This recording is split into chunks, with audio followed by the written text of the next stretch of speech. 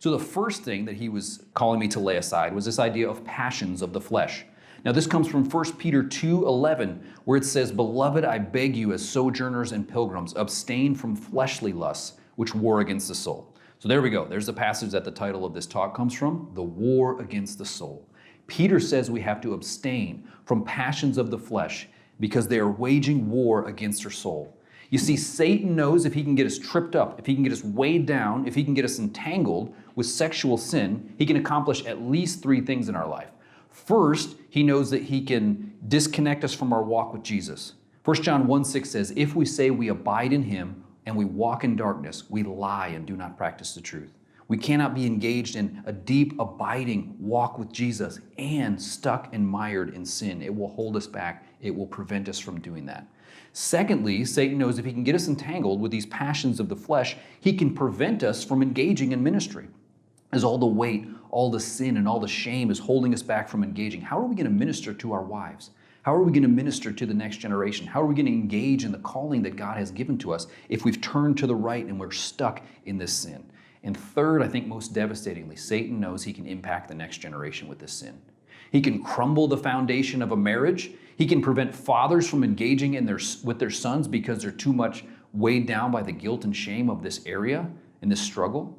And just one note on that, I would say if you as a father, this has been a stronghold in your life, isn't that even more reason to talk to your kids and say, hey, this is what this battle has looked like in my life. And I want to warn you, this is some of the stuff that is out there. It will prevent us from engaging in ministry. For a lot of us, this is the type of struggle, like my story, that started really young. I was 12 years old when I was exposed to pornographic content. Satan really got his hooks in my soul at an early age. All through high school, all through college, really didn't have any help with that. It wasn't until I graduated from college that I had an older man say, hey, how are you doing in this area? And I remember I said, not good.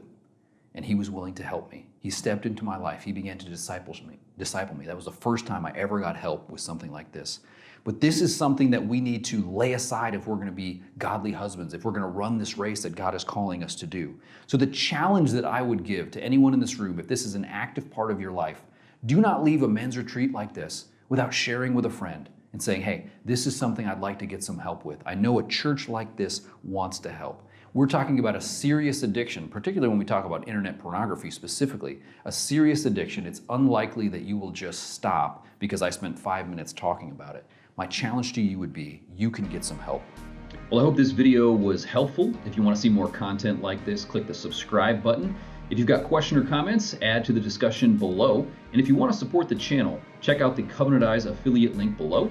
Covenant Eyes can help you along your journey to recovery by providing accountability software on your phone, your computer, and other digital devices that you use. Thanks so much. This is Jason for Soulfire. I'll catch you in the next one.